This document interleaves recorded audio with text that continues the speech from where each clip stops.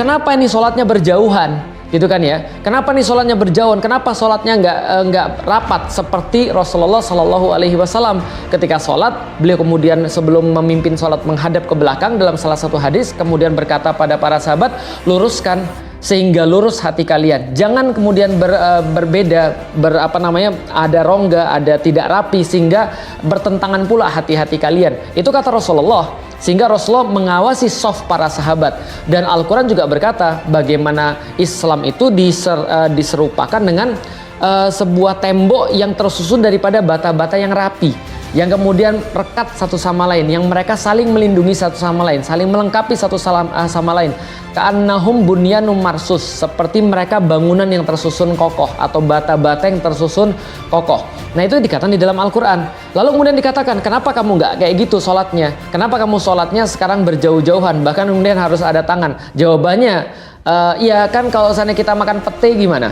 Kalau misalnya kita nanti makan apa lagi selain pete itu ya, bawang, itu kan ya. Atau makan apa lagi itu? Yang buah itu apa? Yang buah yang jengkol, itu kan ya. Lah kalau kita makan jengkol gimana? Bukannya itu mengganggu tetangga-tetangga kita sebelah kita lagi sholat? Itu dalih, bukan dalil. Dengan kata lain, yang kayak gini-gini mengada-ada.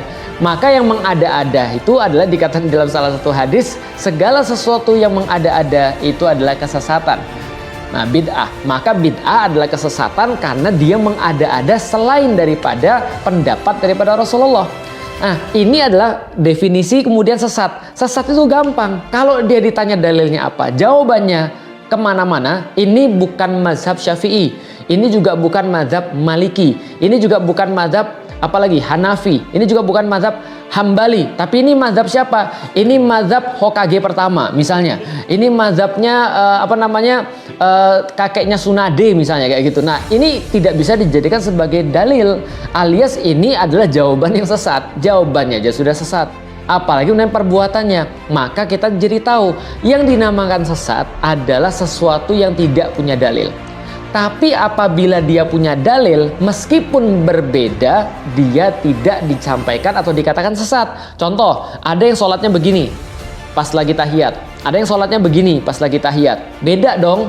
Tapi ketika ditanya apa dalilnya, ada jawabannya. Hadis Rasulullah SAW begini, yang begini juga ada jawabannya. Berarti pendapat ini adalah pendapat yang sama-sama dalil, bukan dalih, yaitu bukan kesesatan. Ada yang sholat tarawehnya 23 rakaat, ada yang sholat tarawehnya 11 rakaat. Maka ini adalah kemudian sama, ada dalilnya juga, dan ini perbedaan yang bukan kesesatan. Nah, tapi ketika ditanya kenapa harus berbeda daripada yang lain, iya karena tafsirannya berbeda, karena tafsir Al-Quran itu perlu diperbarui. Lah, tapi kenapa harus nyari perbedaan? Karena kita tidak boleh cari persamaan. Ah, itu dalih namanya. Itu sama aja kayak orang-orang yang dia itu boleh ngomong apa saja, dan itu bukan dalil gitu loh maksudnya. Nah, sehingga apa bedanya antara orang-orang yang sesat dan yang tidak sesat? Orang yang tidak sesat punya dalil, orang yang sesat punya dalih. Itu aja, gampang, tinggal tanya aja, ini dalilnya apa? Kalau tidak bisa dijawab, maka itu dalih. Nah, tapi itu tidak cukup dan tidak menarik untuk kita bicarakan sebenarnya. Kenapa? Karena ya itu hampir semuanya kita tahu dong. Gampangnya adalah ketika kita misalnya di kampus, banyak sekali kemudian hal-hal yang beragam orang cara mempelajari Islam. Kadang-kadang kita dipesankan ketika ke kampus, jangan ngaji sembarangan ya, nanti kamu masuk aliran sesat misalnya. Ya gampang, kita tinggal nanya, ini dalilnya apa? Kalau tidak ada dalil, ya berarti sesat. Tapi itu nggak menarik. Yang menarik adalah kok bisa di Indonesia yang mayoritasnya adalah Muslim, ada orang-orang yang sudah jelas-jelas mengganggu ketertiban, mengganggu orang-orang beragama dengan cara punya dalih untuk kemudian menghindari segala sesuatu yang bersifat syar'i. Dalil yang sudah sangat jelas-jelas dibantah, kemudian memberikan satu hal yang kontroversial yang membuat orang tuh bingung dengan agamanya sendiri, dan ini dibiarkan.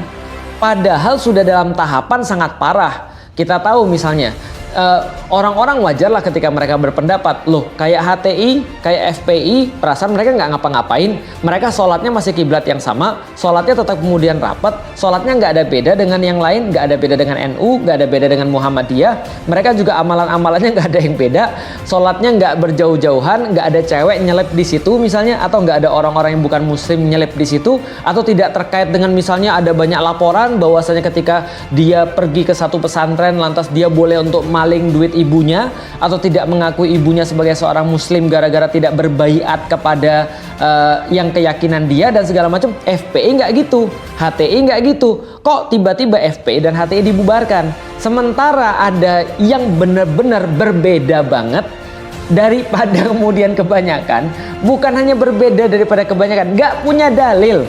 Yang punya hanya dalih. Tidak hanya itu, mereka kemudian memancing kemudian untuk kontroversi dan mempertahankan kontroversinya dengan sombong dan arogan tiba-tiba, dan berbicara juga tentang negara di dalam negara gitu kan ya. Tapi tidak diapa-apain. Di situ orang bertanya. Di situ yang menarik. Berarti jangan-jangan yang satu dibubarin karena ada beda kepentingan yang bukan kepentingan agama, yang satu lagi tidak dibubarkan, yang satu lagi dibiarkan juga karena ada kepentingan. Yang lucunya lagi adalah MUI gitu kan ya, yang di sini kemudian punya wewenang, wallahu a'lam bishawab. Banyak kontroversi juga. Ada dari bagian MUI yang mengatakan ini sesat, ada bagian yang mengatakan ini nggak sesat. Padahal nyata-nyata ini nggak ada dalilnya. Nyata-nyata itu cuma dalih saja. Semua jawaban itu cuma dalih saja. Nah, itu yang menarik juga bagi kita. Artinya apa? Ya udahlah ya.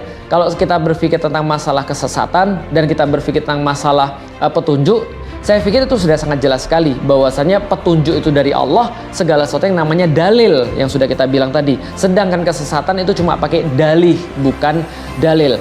Nah, sedangkan sekarang kita nggak bisa berbuat apa-apa, ya inilah. Kenapa kita tidak bisa berbuat apa-apa? Karena negeri kita itu tidak menstandarkan segala sesuatu berdasarkan dalil. Gitu loh. Nah, sehingga ketika ada orang berdalih dan tidak berdalil, it's fine. Kenapa? Karena memang negara kita juga tidak berstandarkan itu. Jadi ya gini loh. Kita bahas gini. Oh, itu ada satu kelompok nih tidak berdasarkan Islam yang benar. Ini membuat keresahan publik. Ini membuat hal-hal yang kontroversial dan segala macam. Lah, Anda protes kemudian ada kelompok. Lah, negaranya aja tidak berdasarkan Islam. Lah, bagaimana negara yang tidak berdasarkan Islam dia bisa kemudian untuk meluruskan orang-orang yang berdalih? Sedangkan dia juga belum ngerti dalilnya itu yang mana. Nah, jadi artinya ya kita nggak bisa.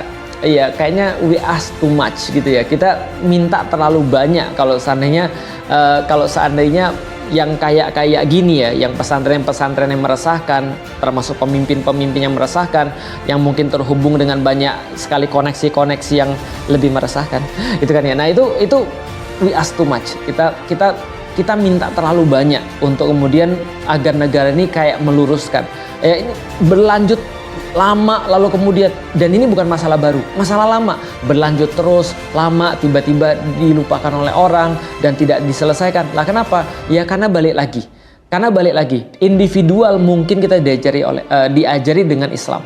Secara kelompok mungkin kita punya kepedulian terhadap kelompok kita agar sesuai dengan Islam. Tapi kita harus tahu bahwasanya kita nggak bisa mempermasalahkan siapapun di dalam negara ini. Kenapa? Karena negara ini nggak berstandarkan dengan Islam. Maka wajar ketika dalam salah satu kesempatan lantas ada yang mempertanyakan, emang MUI itu punya kekuasaan apa? Emang MUI itu punya kewenangan apa sampai bisa menentukan orang yang sesat dan orang yang nggak sesat? Kenapa? Karena sesat dan tidak sesatnya ternyata bukan distandarkan dengan Islam. Sesat dan tidak sesatnya bukan distandarkan dengan dalil, ternyata juga dalih. Jadi dalih sama dalih ya klop. Sehingga yang punya dalil ya udahlah minggir dulu lah. Itu aja kemudian bisa saya sampaikan supaya menambah juga kerisauan teman-teman sekalian, karena ini kerisauan kita bersama. Solusinya apa? Solusinya kita belajar. Kita belajar, kita dakwain kepada sebanyak mungkin orang supaya orang-orang tuh tahu dan paham serta sadar bahwasannya kalau tidak sesuai dengan dalil berarti cuma dalih, dan dalih itu pasti adalah sesat. dan cuma itu yang bisa kita lakukan, nggak ada yang lain untuk saat ini. Mudah-mudahan Allah merahmati kita, memberikan kita kebaikan dan senantiasa menunjukkan kita kepada jalan-jalan petunjuk, yaitu jalan-jalan yang sesuai dengan Al-Quran dan As-Sunnah, bukan hanya dalih seolah-olah mengartikan sesuai dengan Al-Quran dan As-Sunnah, tapi sesuai dengan Al-Quran dan As-Sunnah sebagaimana yang Rasul ajarkan, bukan pakai dalih tapi pakai dalil. Assalamualaikum warahmatullahi wabarakatuh.